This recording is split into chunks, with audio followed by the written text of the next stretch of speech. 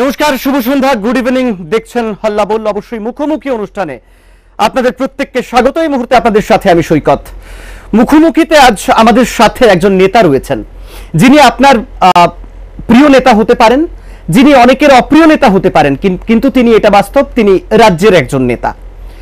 একটা রাজনৈতিক দলকে কিভাবে শক্তপোক্ত করতে হয় এবং সেই রাজনৈতিক দলকে কিভাবে একেবারে 2% 3% ভোট থেকে বিধানসভার ক্ষমতা পর্যন্ত দখল করিয়ে দিতে হয়, সেটা খুব ভালোভাবে জানেন এই নেতা, যিনি এই মুহূর্তে আমার সাথে রয়েছেন। আমরা অবশ্যই আলোচনায় যাব, কিন্তু মুখোমুখিতে অবশ্যই যেহেতু নির্বাচন, লোকসভা নির্বাচন, এবং আমাদের রাজ্যে এবার লোকসভা নির্বাচন নিয়ে যা যা হয়েছে, এক্ষেত্রে ভোটারদের কথা বলুন, রাজনৈতিক দলগুলোর কথা বলুন, নির্বাচন কমিশনের কথা বলুন, রাজ্য পুলিশের ডিজিপির প্রেস মিটের কথা বলুন, সব দিক মিলিয়ে যদি আমরা বলি এবারে যা যা হয়েছে এখনো পর্যন্ত, কিন্তু এই অনুষ্ঠান শুরু পর্যন্ত যা যা হয়েছে, এর আগে অনেক বছরের মধ্যে হয়তোবা আমাদের রাজ্য তা প্রত্যক্ষ করেনি। কেমন হলো ভোট, কেমন হতে পারে আগামী যে পূর্ব ত্রিপুরা আসনের নির্বাচন রয়েছে, সেই নির্বাচন, যদিও ইতিমধ্যেই সেই নির্বাচন পিছিয়ে দিয়েছে নির্বাচন কমিশন। অনেক দল অনেকভাবে এর ব্যাখ্যা দিয়েছেন। সার্বিকভাবে এই লগ্নে দাঁড়িয়ে, এই মুহূর্তে দাঁড়িয়ে আমরা কথা বলবো। অবশ্যই আমাদের সাথে রয়েছেন এই মুহূর্তে, নতুন করে পরিচয় করানোর কোনো অপেক্ষাই রাখে না, দাপুটে নেতা সুবল ভৌমিক আমাদের সাথে স্টুডিওতে রয়েছেন। সুবলদা নমস্কার, স্বাগত। ভোট নিয়ে দুটো লাইন প্রথমেই শুনতে চাইব। আপনার পুরনো দল, যে দল ছেড়ে আপনি কংগ্রেস থেকে প্রার্থী হলেন, তারপর লড়লেন দাপটের সাথে, তারপর বাকিটা আপনার মুখ থেকে শুনতে চায় আমাদের দর্শক। লোকসভা নির্বাচনে অভিজ্ঞতা আমার প্রথম। বিধানসভায় অনেকগুলো বিধানসভায় লড়েছি, বিধায়কও হয়েছি, অনেক দায়িত্ব পালন করেছি, সংগঠনেও দীর্ঘ সময় অনেক দায়িত্ব পালন করেছি। এবারের নির্বাচন, আমি শুরু থেকেই বলেছি যে এবারের নির্বাচন একটা ব্যতিক্রম নির্বাচন, যেটা আমরা অতীতে প্রত্যক্ষ করিনি। নির্বাচনে লোকসভা সাধারণত সর্বভারতীয় বিষয়ের উপরে হয়, ইস্যু হয় সর্বভারতীয় বিষয়। ত্রিপুরায় নির্বাচনটা যেন একটা ব্যতিক্রম জায়গায় চলে এসছে, সর্বভারতীয় বিষয় থেকেও প্রাধান্য পেয়েছে গত এক বছরের একটা নতুন দল ত্রিপুরায়, যার অতীতে কোনো পরীক্ষা নিরীক্ষা হয়নি। নতুন একটা রাজনৈতিক দল একেবারে 1.5% থেকে 51% ভোট নিয়ে ক্ষমতায় এলো। আসার পরে মানুষের এক্সপেকটেশন এত হাই ছিল যে 25 বছরের শাসন থেকে মুক্ত করে মানুষ একটা সরকার চেয়েছিল, ভেবেছিল সরকারটা তার খুব নিকটের কাছের সরকার হবে, সরকারটা মানুষের সরকার হবে, জনগণের সরকার হবে। মানুষ অত্যন্ত আগ্রহ নিয়ে সেই পরিবর্তনটা করেছিল। পরিবর্তন করার পরে গত এক বছরে যে অভিজ্ঞতা হলো, এই অভিজ্ঞতার নিরিখে মানুষ এবারে নির্বাচনে যাচ্ছে। সর্বভারতীয় বিষয় তো আছেই, সেখানে দিল্লিতে পরিবর্তন হবে কি হবে না সেটা তো আছে। পাশাপাশি ত্রিপুরার ব্যাপারে মানুষ এই এক বছরের শাসনটাকে, কারণ এক বছরে যা হয়েছে, দীর্ঘ শাসনে এর আগের যে সরকার ছিল ততটা করতে পারেনি, বিশেষভাবে মানুষের নাবিশ্বাস তুলে দিয়েছে। গণতান্ত্রিক ব্যবস্থায় একটা সরকার আসার পরে তার সীমাবদ্ধ ক্ষমতা, যুক্তরাষ্ট্রীয় কাঠামোতে তার সীমাবদ্ধ ক্ষমতার মধ্যে সবকিছু হয়, রাতারাতি চেঞ্জ করতে পারে না। কারণ আর আমাদের মতো প্রত্যন্ততম ছোট রাজ্য, প্রান্তিক রাজ্য, আমাদের রাজ্যের মানে আর্থসামাজিক অবস্থা একটু পিছিয়ে আছি আমরা, সেখানে খুব বেশি খুব তাড়াহুড়ো করে কিছু করা বা খুব কিছু পরিবর্তন আনা, এটা খুব কঠিন ব্যাপার। সেটা আমরা কনসিডারেশনে রেখেই বলছি যে এক বছরে এই সরকার কোনো দিশা দিতে পারেনি, টার্গেট দিতে পারেনি, কোথায় নিয়ে যেতে চায়, কি করতে চায়, এত পরস্পর বিরোধী কথা বলছে, যেগুলো মানুষ, আমাদের একটা ঘরানা আছে, আমাদের ঘরানা ছোট্ট রাজ্য, আমাদের যে রাজনীতিটা এটা দীর্ঘদিন, এর মধ্যে একটা লড়াই সংগ্রাম আছে, এর মধ্যে একটা মানুষের আবেগ জড়িয়ে আছে, দারিদ্রতা থাকতে পারে, দারিদ্রতাকে তারা সঙ্গে দারিদ্রতার মধ্যে লড়াই করতে জানে। এখানে এই রাজ্যে এই সরকারটা আসার পরে তাই মানুষ অনেক কিছু আশা করেছিল যে ধাপে ধাপে হয়তোবা একটা সুদূর প্রসারী পরিকল্পনা থাকবে। এমন পরিকল্পনাহীন এমন একটা সরকার, যে সরকারটা কি করতে চায়, কি বলতে চায়, কথার সঙ্গে কাজের মিল নেই, বা কোনো টার্গেট নেই, কোনো টার্গেট ওরিয়েন্টেড প্রোগ্রাম নেই। মানে যখন যা খুশি বলে দিচ্ছে, যখন যা খুশি করছে, একটা অস্থিরতার মধ্যে রাজ্যের মানুষ শান্তিতে একটা দিনও কাটাতে পারেনি। এবং মানুষের নাবিশ্বাস উঠে গেছে 1 বছরে, যে অনেকেই 25 বছরের শাসনের সঙ্গে তুলনা করছে, বলছে 25 বছরে যা হয়নি 1 বছরে তার চেয়েও বেশি হয়েছে। আপনারা প্রতিবাদ করেছেন, আপনি নিজে দিল্লি গেছেন, আপনাদের দলের বরিষ্ঠ নেতা এবং সিনিয়র আইনজীবী পীযূষ বাবু খুব সম্ভবত আপনার সাথে গিয়েছিলেন। কি হয়েছিল ঘটনাটা একটু খুলে যদি বলেন। দেখুন, একটা নির্বাচন প্রত্যক্ষ করেছে প্রত্যেকটা মানুষের মুখে মুখে। কারণ আমরা ভূভারতের কোথাও এমন নির্বাচন হয়েছে বলে আমাদের জানা নেই। আর আমাদের রাজ্যের রাজনীতির ইতিহাসে আমরা বহু নির্বাচন দেখেছি, প্রত্যক্ষ করেছি। আমার ছাত্র জীবন থেকে রাজনীতি প্রায় 40 বছরে। তো আমি এই 40 বছরের রাজনীতিতে আমি কখনো দেখিনি নির্বাচন এমনটা হয়, প্রশাসন এত নগ্ন হয়ে যায়, বা কোনো রাজনৈতিক দলে, সে শাসক দল হোক বিরোধী দল হোক, তাদের নেতৃবৃন্দরা এত নগ্ন হয়ে যায়, যাদের কাছে এই প্রতিষ্ঠানটা মানে গণতন্ত্র, তো এই গণতন্ত্রের নির্বাচন হচ্ছে সবচেয়ে বড় সেলিব্রেশন, উৎসব। ডেমোক্রেসির সবচেয়ে বড় সেলিব্রেশন হচ্ছে নির্বাচন। তো এটাকে উৎসবে না পরিণত করে এটাকে এমন একটা জায়গায় নিয়েছে, মানুষের আতঙ্ক ভয়ের পরিবেশ সৃষ্টি করে মানুষ একেবারে বিমর্ষ হয়ে গেছে যে কি নির্বাচন, আমরা তো অতীতে কোনোদিন প্রত্যক্ষ করিনি। আপনি মানে আমি সমস্ত জায়গায় যাচ্ছি, ঘুরছি, যেমন মোহনপুরে তো এমন হয়েছে সকাল 7টায় সমস্ত বুথ থেকে, মানে 18 থেকে 20টা বুথ আছে, এলাকা আছে মোহনপুর পুর পরিষদ নিয়ে, এদিকে আপনার বামুনটিয়া পর্যন্ত সাতডুবিয়া নিয়ে, এখানে প্রায় 18-19টা বুথ সেন্টার আছে, যেখানে সকাল 7টায় যারা ভোরবেলা গিয়ে দাঁড়িয়েছিল লাইনে, ভোট শুরু হওয়ার আগেই তাদেরকে একেবারে তাড়িয়ে দিয়েছে, বলে দিয়েছে যে আপনারা চলে যান, পঞ্চায়েত থেকে রাজ্য সরকার থেকে যেসব সুযোগ সুবিধা সেগুলো আপনারা পাবেন, আপনারা ভোট দিতে দেওয়ার প্রয়োজন নেই, ভোট হয়ে গেছে আপনারা চলে যান। কাউকে ভোট না দিয়ে সেখানে কোনো বুথে দরজা বন্ধ করে 2 জন করে বসে কন্টিনিউয়াস সেই ইভিএম মেশিন 600 বুথ থাকুক 800 বুথ থাকুক সবগুলো ভোট দিয়ে দিয়েছে। আমি যখন কালকে গেলাম, বিস্তীর্ণ অঞ্চলে ঘুরে এলাম, সমস্ত মানুষ বলছে, আমাকে আঙ্গুল দেখাচ্ছে, দেখুন আঙ্গুলে কোনো ইঙ্ক নেই। মানে এত ব্যাপক করেছে আর কি। এবং দায়ী করছে রাজ্যের একজন মন্ত্রীকে, যিনি শিক্ষা দেবেন, সংস্কৃতি দেবেন, শিক্ষাকে মানে ভবিষ্যৎ প্রজন্ম যার কাছ থেকে শিখবে, উনি যা শিখিয়েছেন এই নির্বাচনে, মানুষ আশ্চর্য হয়ে গেছে। মানুষ গরিবতে বলছে, প্রতিবাদ করছে প্রচন্ডভাবে, বলছে যে আপনারা রিপুল দিন, আর্মি লাগবে না, আমরা বাড়ি থেকে ভোট দিতে যাব, হাতে করে একটা লাঠি নিয়ে যাব, আর কারা আসে ভোট চুরি করতে, ভোট লুট করতে, যে মাফিয়ারা আসবে তাদের আমরাই শায়েস্তা করব। মানুষ এমন ফিউরিয়াস হয়ে গেছে, কারণ গণতন্ত্রে আজকের দিনে এই বিশ্বায়নের যুগে অধিকার তো, এটা তো পরাধীন রাষ্ট্র না, এটা স্বাধীন দেশ। আচ্ছা, আগে হ্যাঁ রিগিং হতো না, এটা আমি স্বীকার করি, রিগিং হতো, কি হতো, অ্যাবসেন্ট ভোট, মৃত ভোট, সেই জায়গাগুলো কিছু ম্যানিপুলেশন হতো। কিন্তু প্রকাশ্যে গিয়ে বলছে হাজার হাজার মানুষকে ভোট দিতে হবে না, সব ভোট মাফিয়ারা দিয়ে দেবে, 2-3 জন দিয়ে দেবে সবাইকে। মোহনপুরে প্রায় 18 কোটিটা বুথে কেউ ভোট দিতে পারেনি। আপনি আমার সঙ্গে চলুন, আমি রাজনীতিতে আসুন না। কালকে দেখলাম মন্ত্রী বাহাদুর গণতন্ত্রের কথা বলছেন, কি বলছেন, ওনার বুথ নাম্বারগুলো এলাকাগুলো আমি বলে দেব, কোথায় ভোট দিতে পারেনি, কেউ দিতে পারেনি। মানে উনি সকালবেলা গিয়েছেন, গিয়ে জনজাতি অঞ্চলগুলিতে ঘুরেছেন, সেখানে গিয়ে দেখেছেন যে ভোট জাতীয় কংগ্রেসের পক্ষে মনে হচ্ছে সব যাচ্ছে। উনি সমতলে এসে এই সমস্ত নিজের মন্ত্রিত্ব ক্ষমতাকে কাজে লাগিয়ে, এই যে সন্তোষ মোহন দেবের নাম তারা বলে, ওই অতীতের কথা বলে, এই সমস্ত সিপিএম এর রিগিং এর কথা বলে, সব কিছুকে ছাপিয়ে এমন নগ্ন নির্বাচন, এমন ভাবে প্রশাসনকে ব্যবহার করা, এটা আমরা তো কল্পনার মধ্যে রাখি। আপনার কি মনে হয় কোনো না কোনো ভাবে এবারের যে ভোট আমাদের দর্শকরা দেখলো, বা সবাই ভোটার, সচেতন ভোটার, আরো একটা ভোট দেবেন পূর্ব ত্রিপুরা আসনে, এবারের ভোটটা কোনো না কোনো ভাবে, নেগেটিভ পজিটিভ আমি বলতে যাচ্ছি না, ইতিহাস হয়ে থাকবে রাজ্যের রাজনৈতিক ইতিহাসে অন্তত?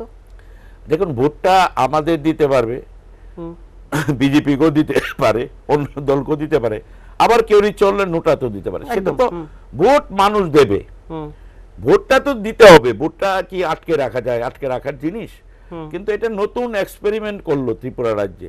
শুধু মোহনপুর কেন, খয়েরপুর, এই বিশালগড়, কমলা সাগর, তারপরে আপনার উদয়পুরে, বিভিন্ন জায়গাতে, রাজনগরে, বিভিন্ন জায়গাতে মানে এমন ব্যাপকভাবে করেছে, প্রায় লক্ষাধিক মানুষ যারা ভোট দিতে পারেনি। ত্রিপুরা একটা ছোট্ট রাজ্য, এতে যদি 1 লক্ষ মানুষ ভোট না দিতে পারে, আর ওরা যদি বলে আমরা এই নির্বাচন কমিশনের কালকে যখন দেখা করে আমি চ্যালেঞ্জ করেছি, আপনি বলুন, আপনারা এখানে সবাইকে পাঠিয়ে দেব, এই এই ফিঙ্গারে আপনার যে ইনগুলো ব্যবহার করেন কেন, এগুলো তো উঠানো যায় না, অন্তত 2 মাস উঠানো যায় না। তাহলে একবার আপনি দেখে নিন, আমি দেখিয়ে দেবো, 1 লক্ষ মানুষকে দেখিয়ে দেবো যাদের হাতে কালি পড়েনি।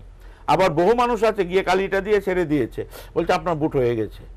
তো এই যে প্রকাশ্যে নগ্নভাবে এই সবচেয়ে বড় জিনিস, আজকে যিনি ভারতীয় জনতা পার্টির নেতৃত্বে আছেন, নেতৃত্বের ভবিষ্যৎ নিয়ে, ব্যক্তির ভবিষ্যৎ নিয়ে ভাবিত না আমরা, কিন্তু একটা রাজনৈতিক দলের সাইনবোর্ডটা ত্রিপুরা থেকে চিরতরে উঠে গেল।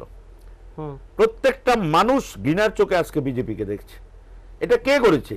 এটা কিন্তু আমরা করিনি, বিরোধী দল করিনি, কেউ করেনি, ওদের কর্মেই যে এই পার্টিটা আর এই রাজ্যে কোনোদিন হবে না মাটিতে। একসময় তো আপনি এই পার্টির হয়ে গলা ফাটাতেন, অনেক কথা বলতেন, এই পার্টিকে ক্ষমতায় আনার পেছনে অবদান আছে আপনার। না, সে তো পরিবর্তনের প্রশ্নে আমরা চেষ্টা করেছি। আমি যখন ভারতীয় জনতা পার্টিতে গেছি তখন ভারতীয় জনতা পার্টি 1.5% ভোট ছিল। আমাদের লক্ষ্য ছিল কমিউনিস্ট পার্টি দীর্ঘদিন শাসনে, তাদের অহংকার হয়ে গেছে, উদ্ধত্ত হয়ে গেছে, স্বৈরাচারী মনোভাব হয়ে গেছে, সেটাকে পরিবর্তন করতে হবে। পরিবর্তনের প্রশ্নে গিয়েছি। অনেক সময় মানুষের কাছে ইজম থেকে অধিকারের ব্যাপারটা, স্বাধীনতার ব্যাপারটা বড় হয়ে দাঁড়ায়। আমি সবসময় বলি, অনেকে বলে আপনি দল চাই, আরে এই তুমি আদর্শগত লড়াই, আমি অ্যাসোসিয়েট পার্টি করে বাড়িতে ঘুমিয়ে থাকবো, রাষ্ট্রের কি আসে যায়, জনগণের কি আসে যায়, মানুষের কি আসে যায়, কিছুই কাকে আসে না। আমি যদি প্রতিবাদ না করি, আমি যদি মানুষের কাজে না লাগে, আমি যদি মানুষের বিপদে পাশে না দাঁড়াতে পারি, কিসের রাজনীতি?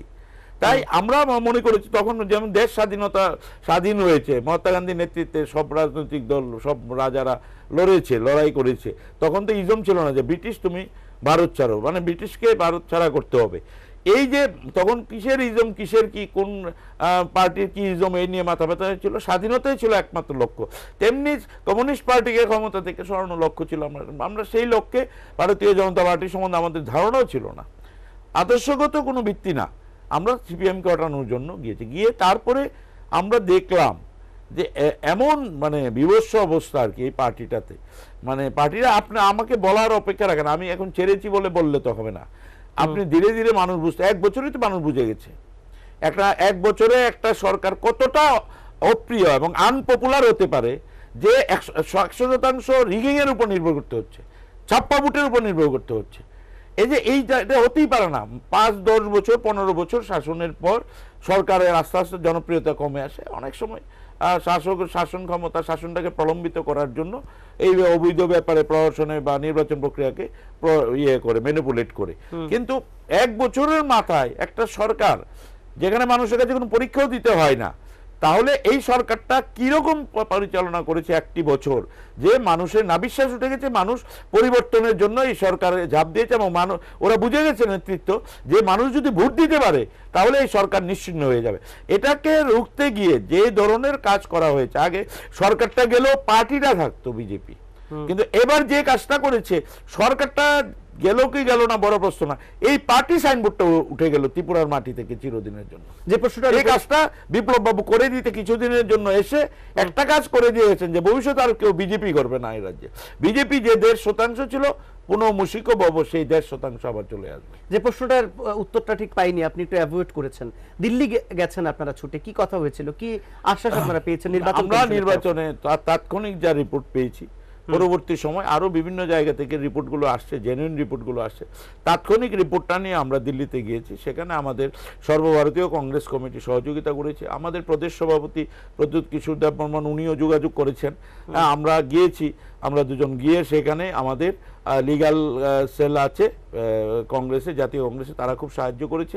আমরা সেন্ট্রাল ইলেকশন কমিশনের কাছে সমস্ত কিছু প্রেজেন্ট করেছি, এবং আমরা সেখানে আমাদের কনফিডেন্স ছিল, এত পেশেন্টলি তারা সমস্ত কিছু দেখেছে, শুনেছে, তাও এবং ওনারা যে কিছু বুঝতে পেরেছে, কারণ এভিডেন্স তো ওনাদের হাতে, আমাদের হাতে না।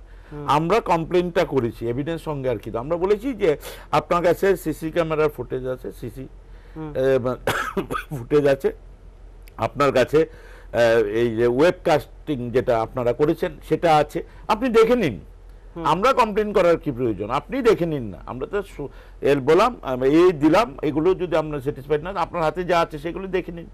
এর পরবর্তী সময় আমরা যে দেখলাম ভোট পিছিয়ে দেয়া পূর্ব ত্রিপুরা আসনের, এতে কি কংগ্রেস দল সন্তুষ্ট, আপনারা সন্তুষ্ট?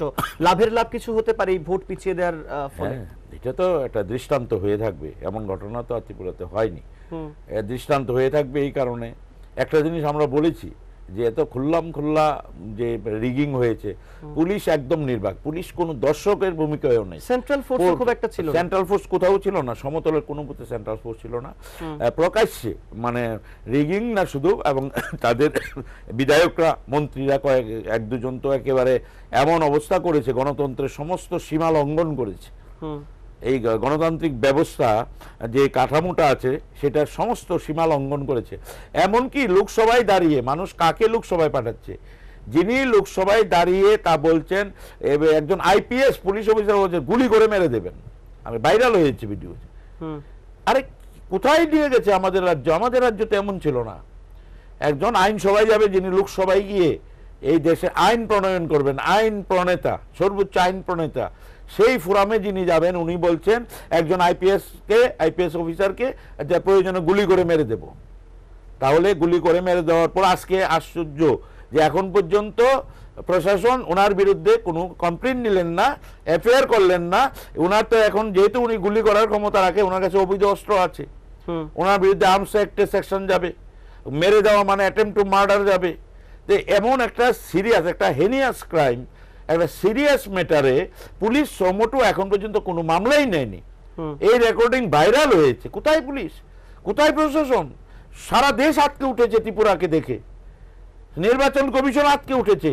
আরে কোথায়?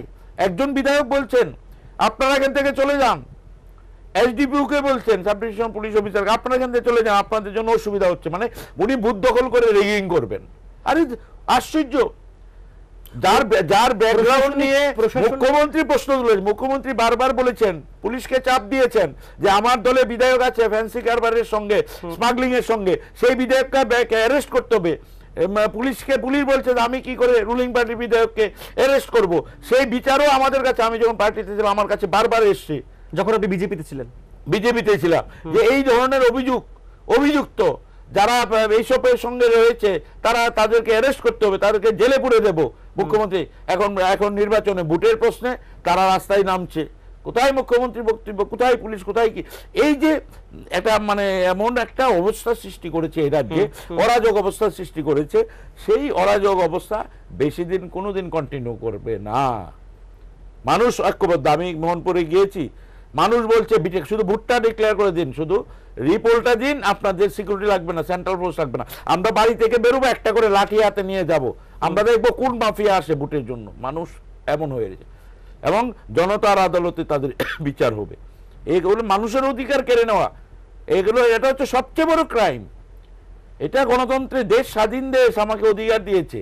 প্রকাশ্যে মানুষকে কি কৃতদাস পেয়েছে নাকি? ওরা ভিখিরি পেয়েছে, যা খুশি করবে। ত্রিপুরার মানুষ এটা মেনে নেবে না, মানুষ প্রতিবাদ করবে এবং রিপোল হবে। এটা তো প্রকাশ্যে, কারণ প্রায় 800 বুথের যে রিসাইডিং অফিসারের যে ডায়েরি, এই ডায়েরির মধ্যে কোনো নির্বাচন কমিশনের তরফে, রিপোর্টের তরফে এখনো কিছু স্পষ্ট বিবৃতি কিছু নেই। রিপোর্ট হবে। আপনি একটা জিনিস দেখুন, আমি এই নির্বাচনটাকে পিছিয়ে দিয়ে বক্তব্যটা কি নির্বাচন কমিশনের বক্তব্যটা হচ্ছে পূর্ব আসনে এই বদমাইশি করতে দেব না আমরা। পূর্ব আসনে আমরা খুব কড়া স্টেপ নেব, আমাদের সিকিউরিটি মেজার হবে, সিকিউরিটির লোক আসছে, সেন্ট্রাল ফোর্স দিয়ে নির্বাচন করব। তাহলে কি পূর্ব আসনে করতে দেব না মানেই তো পশ্চিম আসনে হয়েছে ইমপ্লয়েড। এটা তো আর বলার অপেক্ষা রাখে না। না হলে পূর্ব আসনে করতে দেবো না, পশ্চিম আসনে আগে হয়েছে, আমরা পারিনি, পূর্ব আসনে তা সেটা করতে দেবো না যেটা পশ্চিম আসনে। তাহলে আমি যখন এডমিট করে নিয়েছি, তাহলে এটা তো বলার আশাবাদী রিপোল হতে পারে। আশাবাদী কেন? এটা তো হতেই হবে, এটা তো এভিডেন্স, আমরা তো চ্যালেঞ্জ করেছি। 800 প্রিসাইডিং অফিসারের ডায়েরি ত্রুটি ভুল এসছে। কারণ প্রথমত হচ্ছে ঘন্টায় কটা বুট মানুষ দিতে পারে, তার একটা হিসেব আছে। একটা মানুষ ঢুকবে, স্লিপ নেবে, নাম্বার মেলাবে, তাকে স্লিপ দেবে, তাকে আঙ্গুলে ইঙ্ক দেবে, সে যাবে, ব্যালট ইউনিট ওপেন করবে, দেবে। তার একটা সময় আছে, 1 ঘন্টায় এতটা ভোট দিতে পারে। হঠাৎ করে দেখা গেল কোনো 1 ঘন্টা অনেকগুলো ভোট হয়ে গেল। তাহলে ঘটনাটা হচ্ছে ওয়েবকাস্টিং দিয়ে আপনারা দেখে নিন। আমরা তো চ্যালেঞ্জ করেছি। এবং কোথায় যাবে এই সরকার, কোথায় যাবে এইসব নেতাদের, কোথায় জায়গা হবে দেখুন না। এই তো মাত্র একজন পুলিশ অফিসারকে সরিয়ে দেওয়া হয়েছে। আরে জনগণ শেষ কথা বলবে, জনগণই শেষ কথা বলবে। আমাদের দর্শকদের একটা ব্যাপার আমরা খুব গুরুত্ব সহকারে জানাতে চাইবো যে যখন ভোট আসে না, লোকসভা ভোট বলুন, বিধানসভা ভোট বলুন, বিভিন্ন রাজনৈতিক দলের প্রার্থীরা, ক্যান্ডিডেট যারা হয়ে থাকেন, সিপিএম বলুন, কংগ্রেস দল বলুন, বিজেপি দল বলুন, হাত জোর করে আপনার বাড়িতে যাবেন এবং বলবেন যে আপনার ভোটটা আপনি দেবেন, কিন্তু ঠিক হাতটা জোর করে আপনাকে বলবে এই কথা। হয়তোবা এই দৃশ্যের সাক্ষী সুবলবাবুও হয়তোবা গেছেন বা অন্য দলের নেতৃত্বরাও গেছেন। একটা প্রশ্ন সুবলদা, হাত জোর করে আপনি ভোট চাইছেন বা হাত জোর করে কোনো প্রার্থী ভোটটা চাইছেন, আবার পর মুহূর্তে এই হাত জোর থেকে ঘুষি হয়ে যাচ্ছে, ভোট দিতে দেওয়া হচ্ছে না, তাহলে এই হাত জোর করে ড্রামাবাজির উদ্দেশ্যটা কিটা? লোক হাসানো নাকি অন্য কিছু? কিভাবে বলবেন আপনি? না, সেটা ধরুন, এটা ত্রিপুরাতেই কিছু কিছু দেখা যায়, অন্যান্য রাজ্যে সেটা ব্যাপক হয় না। বিজেপিরই আরো বহু রাজ্য আছে। আমি যেটা বললাম যে বিজেপিটাকে নেতৃত্ব আজকে একজন আসে, কালকে আরেকজন, আজকে আমি থাকতে পারি, আরেকজন আসতে পারে, কিন্তু একটা পার্টি সাইনবোর্ড তুলে দিতে পারে এরকম গুণসম্পন্ন নেতৃত্ব ত্রিপুরায় এসে নেতৃত্ব দিচ্ছে বিজেপির।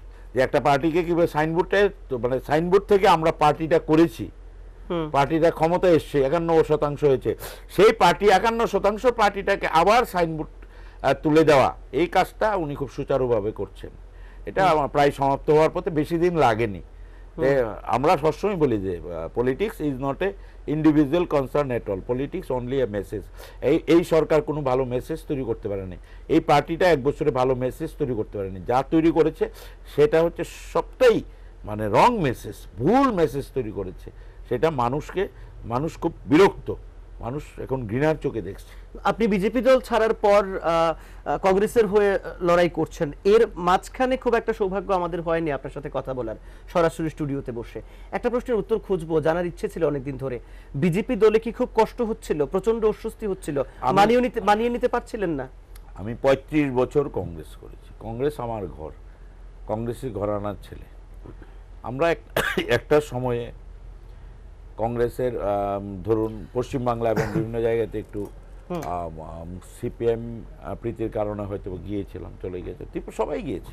51% ভোট কাদের? কংগ্রেসেরই তো, একদম সবাই গিয়েছে। তো সেটা চেঞ্জের প্রশ্ন, চেঞ্জ হয়েছে।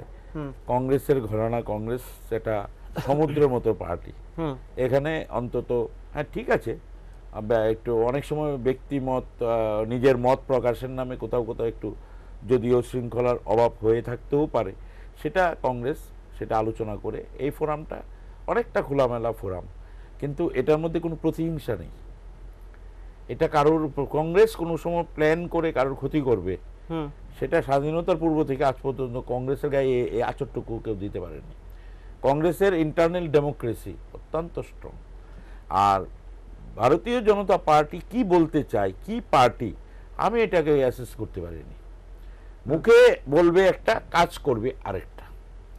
এটা সিন্ডিকেট, এটা মাল্টি ন্যাশনাল কোম্পানির মতো। মাল্টি ন্যাশনাল কোম্পানি একজন এমডি হয়ে যাবেন, এমডির ইচ্ছায় চাকরি ছাঁটাই হবে, এমডির ইচ্ছায় চাকরিতে নেওয়া হবে, এমডি যা বলবে তাই হবে, কেউ কিছু বলতে পারবে না। গণতান্ত্রিক ব্যবস্থা নেই, ভিতরে কোনো গণতন্ত্র বলে কোনো জিনিস নেই।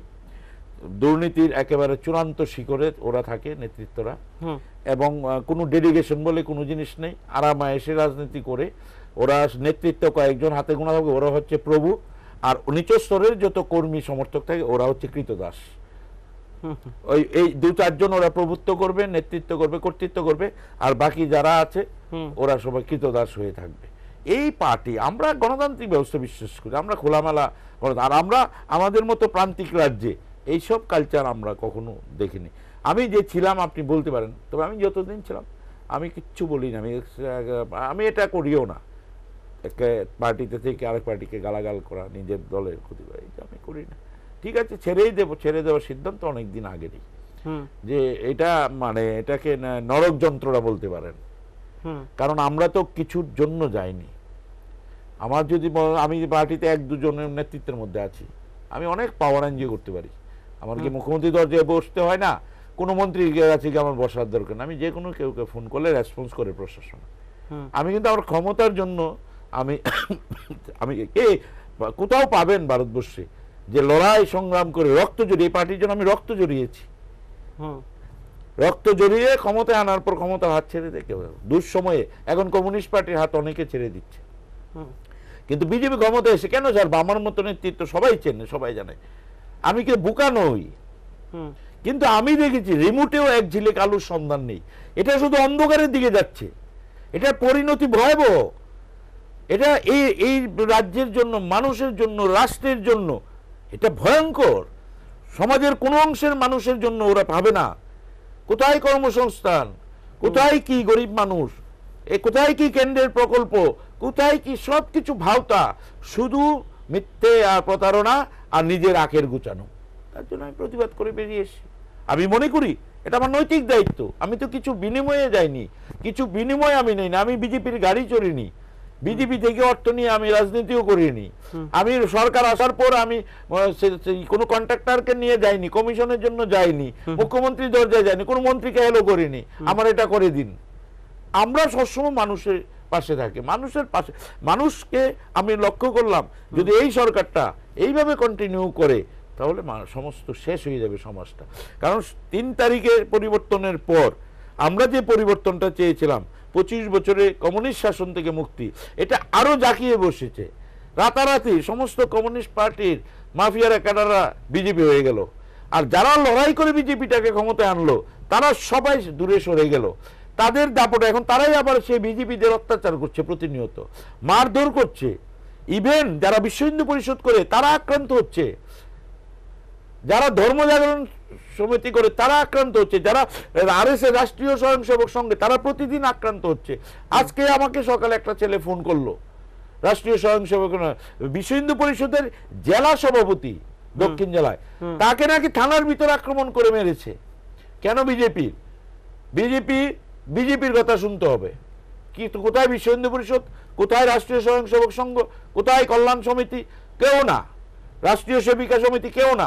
বিজেপি এখানে একটা নতুন কালচার এনেছে, এনে শেষ করে দিচ্ছে সমাজটাকে।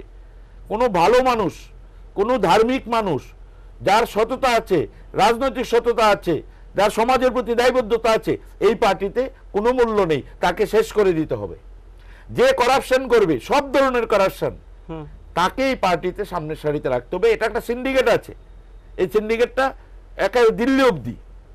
এই সিন্ডিকেটের কয়েকজন মাথা আছে, তারা এই কারাপশনটাকে ইন্ডালজেন্স দেয় তাদের পার্সোনাল ব্যক্তি স্বার্থের জন্য। আপনি বলছেন সিন্ডিকেট দিল্লি পর্যন্ত, দিল্লির এজেন্ট ত্রিপুরাতে রয়েছে? হ্যাঁ, দিল্লির লিডারশিপ আছে এটার সঙ্গে, সিন্ডিকেট রাজের সঙ্গে তাদের ব্যক্তিগত স্বার্থ আছে। একটা জায়গায় তারা ইনভেস্ট করে সরকারটা করে সরকারটাকে একদম বেনিয়া। যেসব অঞ্চল থেকে নেতৃত্বরা এসে এইসব ব্যবসায়িক জুন, ওই বিজনেসের জুন, বেনিয়া একটা মানসিকতা। আমরা তো বেনিয়া মানসিকতার লোক নেই ত্রিপুরায়। আমরা লড়াই সংগ্রাম করি, আমরা কিন্তু আমাদের এই আমরা বুঝি যে এটা করলে লাভ লোকসানটা বুঝি। আমরা লাভের জন্য তো রাজনীতিটা করি না। তাহলে তো মাথায় এতগুলো সেলাই নিতে হতো না, এত রক্ত জড়াতে হতো না। খুব এখন আনন্দ করতাম। কেন প্রতিদিন ছুটতে হয়? 4 বার নির্বাচনে দাঁড়িয়ে 4 বার আক্রান্ত হয়েছি। প্রতিদিন আক্রমণ করছে, প্রতিদিন চেষ্টা করছে আমাদের। আমরা এগুলো পরোয়াই করি না। আমরা জানি যে আলটিমেট সত্যের জয় হবে, আলটিমেট লড়াই সংগ্রামের জয় হবে, রাজ্যের মঙ্গল হবে। কোনো অশুভ শক্তি ত্রিপুরায় বেশি কিছু করতে পারে না। কারণ ত্রিপুরার মানুষ, রাজ্যটা ছোট হতে পারে, রাজনীতিটা উত্তরপ্রদেশ থেকেও বড়, ত্রিপুরার মানুষ অত্যন্ত সচেতন মানুষ। ত্রিপুরার মানুষের দারিদ্রতা থাকতে পারে, কিন্তু তারা জানে কোথায় সময়ে সমুচিত জবাব দিতে হবে, ঠিক জবাবটা দিয়ে দেবে সময় মতো। এখন রিগিং ফিগিং করে কিছু ভোটের লুট চলছে। নির্বাচন হচ্ছে ভোট লুট। বিজেপির কাছে যে পরিমাণ লুট করেছে, শুধু মোহনপুর কেন, খয়েরপুরে যান, আপনি যান, আপনার নিয়ে উদয়পুরে যান, বিশালগড়ে যান, কমলা সাগরে যান, সূর্যমণি নগরে যান, আপনি বিলুনিয়া যান, রাজনগরে যান, ভোটের লুট হয়েছে। মানুষ ভর্তি দেন, লক্ষ মানুষ ঘুরছে হন্য হয়ে যে আমার এত বড় অধিকার, গণতন্ত্র সংবিধান আমাকে দিয়েছে। এটা ত্রিপুরায় কোন শাসন চলছে? এক বর্গী রাজার শাসন চলছে। এত কিছুর পরেও তো পূর্ব ত্রিপুরায় লোকসভা নির্বাচন এবং পূর্ব ত্রিপুরার ভোটও পিছিয়ে দেওয়া হয়েছে ইলেকশন কমিশনের সিদ্ধান্ত অনুযায়ী। সবগুলো রাজনৈতিক দল প্রচার তুঙ্গে চালাচ্ছেন, আপনারাও প্রচার করছেন। আপনি পূর্ব ত্রিপুরায় অনেকবার গেছেন, আপনাদের দলের সভাপতি গেছেন বা অন্য নেতৃত্বরা গেছেন, প্রার্থীও গেছেন। কি মনে হয় পূর্ব ত্রিপুরা নিয়ে অবস্থা কি আছে? আপনারা এতটা স্যাটিসফাইড যে না ওখানে রিগিং ফিগিং সম্ভব হবে না, আপনারা স্ট্রং? একটা জিনিস হচ্ছে চুরি করা, চুরিটা খুব বেশি আটকানো যায় না, শাসক দল চুরি করে বুটে। তো ডাকাতিটা আটকে গেছে পূর্ব ত্রিপুরায়। মানে চুরি হবে এটা আপনি নিশ্চিত? চুরি দিয়ে কিছু করা, চুরি দিয়ে গণতান্ত্রিক ব্যবস্থা কিছু করা যায় না। অনেক সময় ডাকাতি করলে সমস্যা হয়, যেটা যেমন পশ্চিম আসনে করেছে। কোথাও লুট, একদম ডাকাতি। ধরুন 800 বুট আছে, কেউ বুট দিতে পারে না, 800ই বসে বসে ছাপ্পা মেরেছে, এটাকে ডাকাতি বলা হয়। তো পূর্ব আসনে ডাকাতিটা বন্ধ হয়েছে। আর এখানে যেখানে ডাকাতি হয়েছে সেখানে যাতে আবার গণতান্ত্রিক ব্যবস্থায় ভোট হলে সেখানে ভোট হবে, ডাকাতিটা বন্ধ হবে। এখন ওরা তো ইনডিসিপ্লিন পার্টি, অত্যন্ত উচ্ছৃঙ্খল বিশৃঙ্খল পার্টি। ওরা কিভাবে করতে হয় সেটাও জানে না, টেকনিকটাও জানে না। ওরা উন্মাদের মতো করছে, পাগলের মতো করছে। মানে এগুলোই, মানে ইচ্ছা করলে এখন যদি 5 জন পাঠিয়ে আপনাকে একটু শাসিয়ে দিলাম, আরে এটা তো কোনো ঘটনা না। 5 জন কালকে 3 জন হয়ে যাবে, 2 জন হবে, 1 জন পরের দিন খুঁজে পাওয়া যাবে না। আজ থেকে 1 মাস পরেই তো পাবেন না আপনি। দিল্লিতে তো আপনি তো জানেন, ভারতবর্ষে একজন মানুষও নেই জানে না যে দিল্লিতে কংগ্রেসের সরকার আসছে, সবাই জানে। নরেন্দ্র মোদী যে ঘুরছেন, ওনার চেহারার দিকে তাকে দেখবেন, প্রতিফলন দেখবেন, অমিত শাহের চেহারা প্রতিফলন দেবে দিল্লি, তাহলে এই দেখবেন এদের একজনকেও খুঁজে পাবেন না। কারণ যারা আজকে গিয়ে যার বাড়িতে হামলা করছে, সে তো পরের দিন যারা আজকে পাঠাচ্ছে তাদের বাড়িতে গিয়ে হামলা করবে 23 তারিখের পরে। কারণ এইসব উচ্ছৃঙ্খল যুবকদের প্রশ্রয় দিয়ে যে রাজনীতি, এটা আমরা সবসময়, আমরা তো প্রতিশ্রুতি ছিল না কমিউনিস্ট পার্টির কে হটিয়ে, আমরা বলেছিলাম যে সরকার পরিবর্তনের মধ্য দিয়ে সমাজকে পরিবর্তন করব, সমাজ পরিবর্তন করব। সমাজটা কোথায় পরিবর্তন হলো? আমরা কত প্রতিশ্রুতি রেখেছিলাম। কলেজে কাউন্সিলে দা বোমা লাঠি রিভলভার থাকবে না, পাড়ায় পাড়ায় ক্যাডার দিয়ে, পার্টির ক্যাডার দিয়ে অন্তত গুরুজনদের অপমান হবে না, মাফিয়া দিয়ে কন্ট্রাক্টর পেটানো হবে না, স্কুলে কলেজে ছাত্রদের দিয়ে শিক্ষক প্রফেসরদের পেটানো হবে না, ক্যাডার দিয়ে মায়েদের মধ্যে ইজ্জত সম্ভ্রম নষ্ট করা হবে না। কিন্তু সবগুলি আরো কয়েক গুণ বেশি হচ্ছে।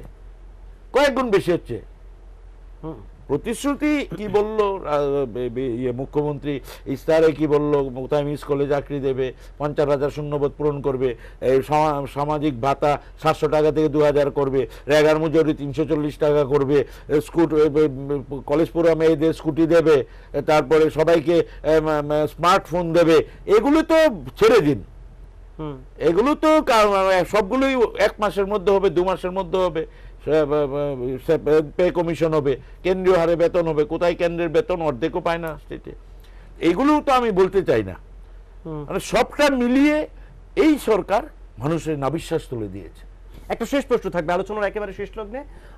সামনেই ভোট, নতুন করে বলার অপেক্ষা রাখে না, প্রচার আপনারা দেখতে পাচ্ছেন, প্রচারের মাত্রা বৃদ্ধি পাচ্ছে। সে বলতে একটা শেষ প্রশ্ন থাকবে আজকের আলোচনায়। পূর্ব ত্রিপুরা নিয়ে অনেকে তো হিংসাত্মক মন্তব্য করছেন, কোন কোন রাজনৈতিক দলের নেতৃত্বরা সাংবাদিক সম্মেলনে বসছেন, কামান নিয়ে আসলে বন্দুক নিয়ে বেরোতেই হবে, প্রতিবাদ করতেই হবে। আপনাদের পয়েন্টটা কি থাকবে, আপনাদের স্ট্র্যাটেজি কি থাকবে অন্তত পূর্ব ত্রিপুরা? শাসক দলের কাছে কামান থাকে, বন্দুক থাকে, নিউক্লিয়ার ওপেন থাকে, এই যে রাষ্ট্রের হাতেই তো থাকে, সব শাসকের কাছে থাকে। শাসক দল যখন খুশি কামান বন্দুক সবকিছু, সরকারি কামান আছে, সরকারি বন্দুক আছে, সবই শাসক দলের অর্ডার।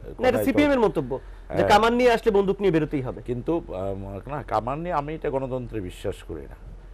গণতন্ত্র আমরা, কংগ্রেস তো এইগুলোতে কোনো সময় বলে না, প্রতিহিংসায় বিশ্বাস করে না। কামান বন্দুক প্রয়োজন নেই, কামান বন্দুকের প্রয়োজন। গণতন্ত্রের সবচেয়ে বড় অন্তর্নিহিত শক্তি, যার নাম হচ্ছে পরিবর্তন, এটা মানুষের মধ্যে আছে।